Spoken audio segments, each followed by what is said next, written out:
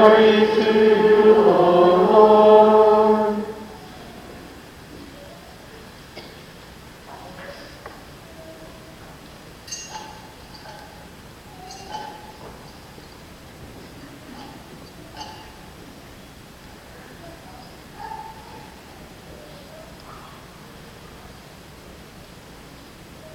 Jesus journeyed to a city called Nain, and his disciples and a large crowd accompanied him. As he drew near to the gate of the city, a man who had died was being carried out, the only son of his mother, and she was a widow.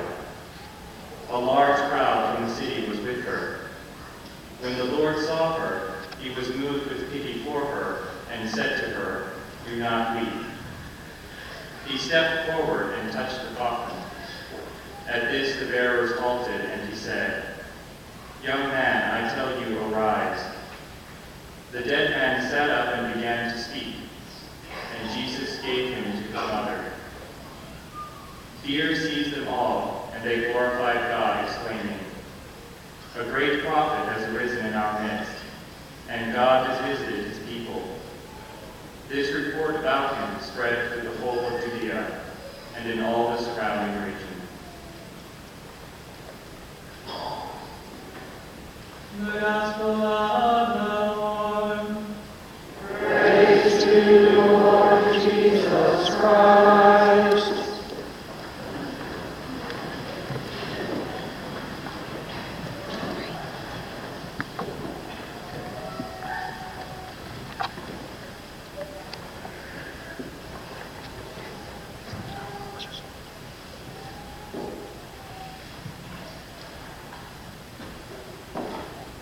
Good morning.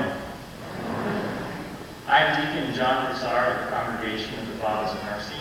We are a small preaching community based out of South Central Kentucky, and it is truly a privilege to be with you this morning. I'd like to take this opportunity to thank Father Bart for allowing me to come and preach today's homily. Father Bart has been very generous to me specifically in allowing me to come here to St. Teresa's in the past. I've given talks to the youth group here before. And I just wanted to thank you, Father Bart.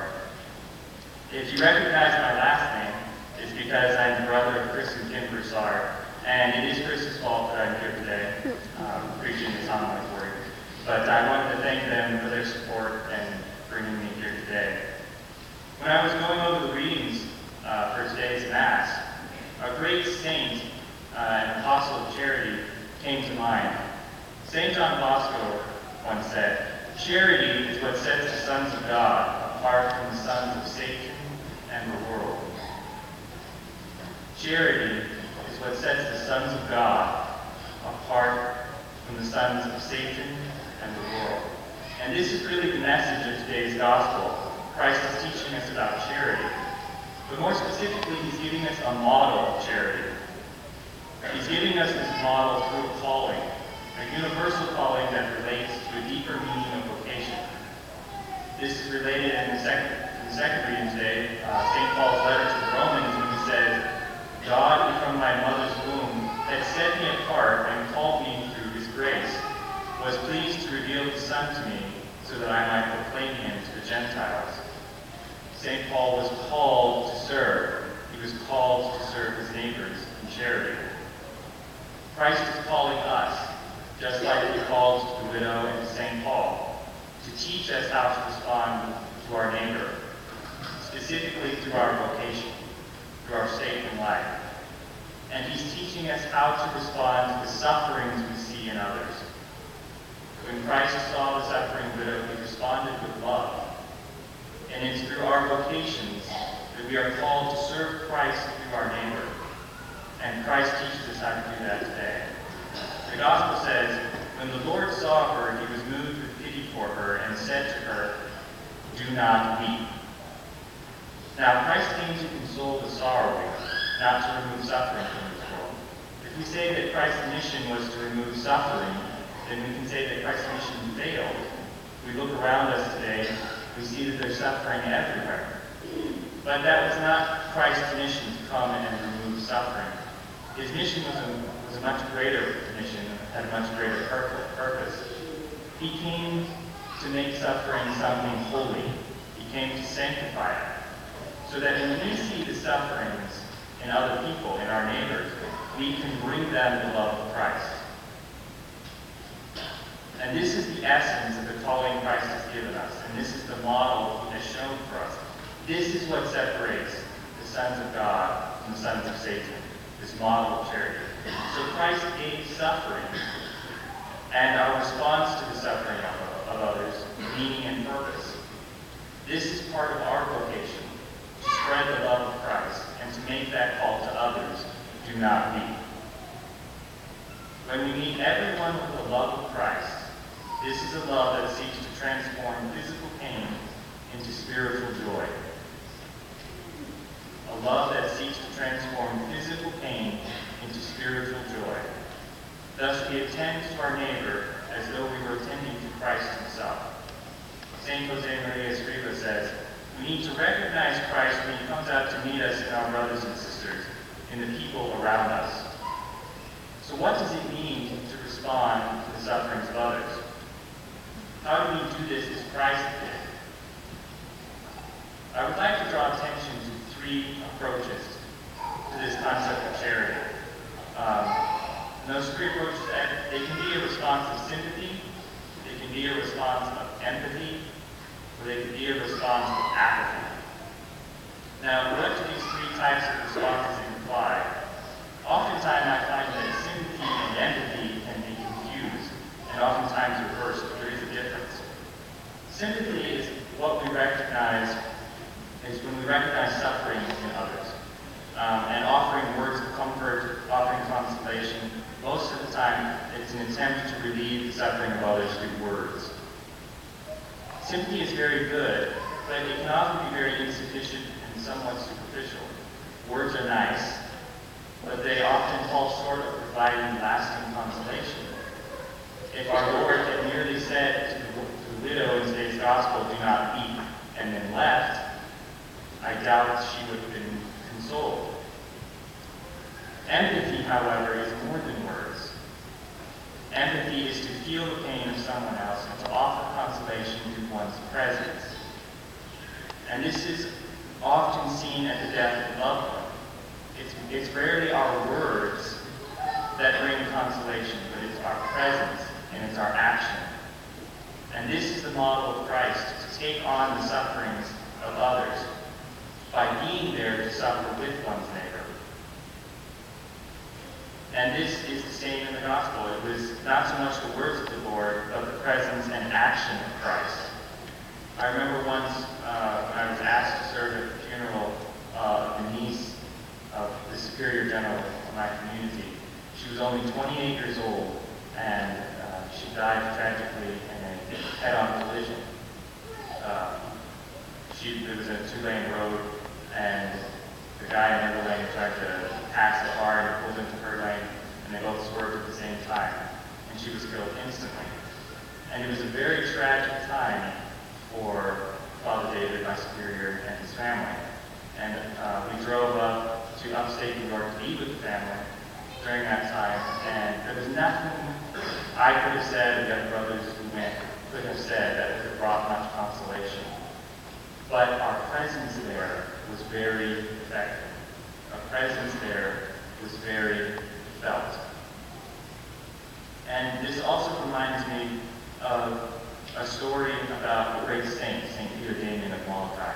He was a saint that embodied this model that Christ has given us. He embodied this model of charity, and this model of empathy that Christ is giving us today.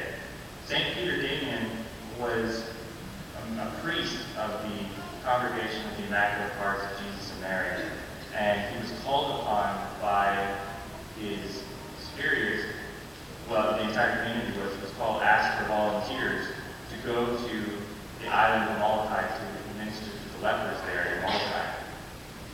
And St. Peter Damian was the only one who stood up and volunteered.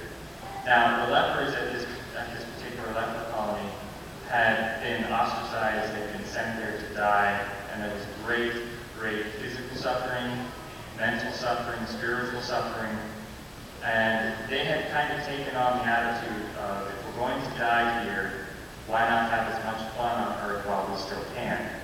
And there was much sin and immorality that infested the island. And St. Peter Damian came there, and he brought them the love of Christ. He brought them the sacraments, he brought them his presence, and he brought them consolation. And he turned that leper colony from a colony of lepers to a colony of saints. This is the healing power of empathy. This is the healing power of suffering with your neighbor.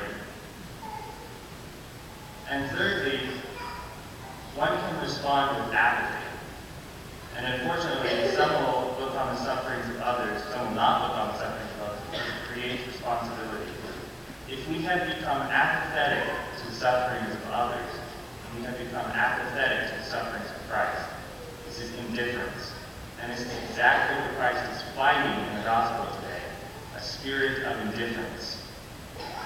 Indifference does not mean that you bear any ill will towards someone. It doesn't mean that you hate your neighbor or anything. It just means that you don't take notice of his suffering.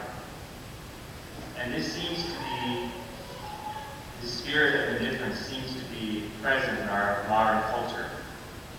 Bishop Fulton Sheen, when he was talking about this exact notion of apathy or indifference, he quoted a poem from Jeffrey Stuart Kennedy called When Jesus Came to Birmingham. And I love this poem because I think it explains beautifully and most perfectly as the spirit of apathy that has sort of infiltrated the culture of today. And it goes like this. When Jesus came to Golgotha, they hanged him on a tree. They drove great nails through his hands and feet and made a Calvary. They crowned him with a crown of thorns, red were his wounds and deep. For those were crude and cruel days, and human flesh was cheap. When Jesus came to Birmingham, they simply passed him by. They would not take care of him. They only let him die. For men had grown more tender, and they would not give him cane. They only just passed down the street and left him in the rain. Still Jesus cried, "Forgive them, for they know not what they do." And still it rained the winter rain that drenched him through and through. The crowds went home and left the streets without a soul to see. And Jesus crouched against the wall and sighed for Calvary. And I believe this is really what our indifference does. It leaves the suffering Christ alone. Just like the priest and the Levite that turned away from the suffering neighbor in the parable of the Good Samaritan, so do we turn away from Christ every time we fail to recognize him through our indifference. Because if they had seen him and their neighbors, seen Christ in him, empathized with him, they would bear responsibility to him. The only thing sadder than wasted suffering is wasted charity. The only thing sadder than wasted suffering is wasted charity, wasted opportunities for charity. And this is the true meaning of the message of today's gospel, do not weep. This is what calls us to attend to our brothers and sisters in need. We call to bring them the love of Christ, calling to them, do not weep. Christ loves you. Christ has suffered for you. This is done by being that present witness of Christ's love. And this is what makes suffering and the love with which we respond to suffering fruitful.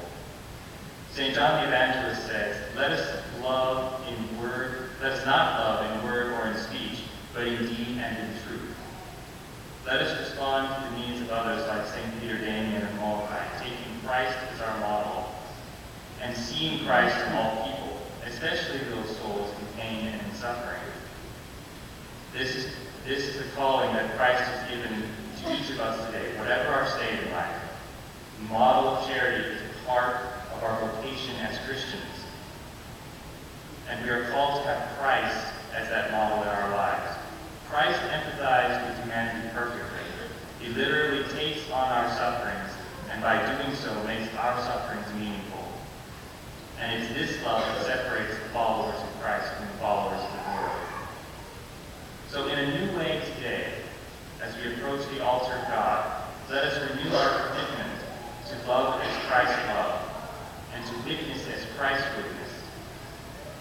continually calling to our neighbor, do not leave.